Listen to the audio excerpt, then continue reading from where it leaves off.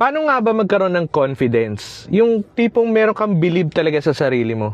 Well, yung sagot ko lagi dyan ay mag-prat ka. Ano mo yung prat? P-R-A-T. Prat, no? P stands for pray.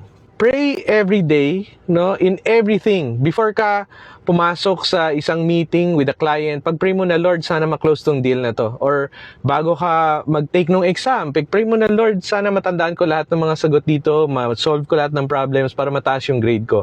Pag-pray mo lahat ng bagay every day. And R stands for read, no? Read your Bible every day.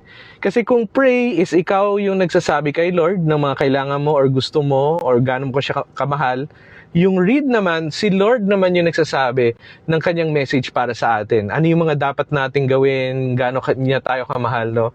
Mababasa mo yon sa kanyang Bible.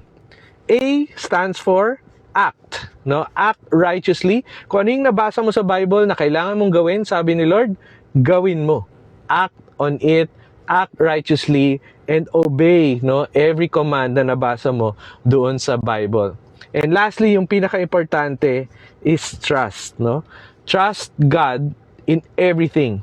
Lahat ng mga pinagdadaanan mo, lahat ng mga decisions na gagawin mo, lahat ng mga presentations na gagawin mo, trust God that He knows what will happen. He knows what's up ahead, no? And yung plan lang talaga niya, maging successful ka at mag-prosper ka. Kung nakatulong tong video na to, make sure na i-share mo rin sa mga kakilala mo, sa wall mo, sa group chats mo, para matulungan din sila, no? At mag-follow ka na rin, like mo na rin, share mo na rin. Thank you and we'll see you sa susunod na tip.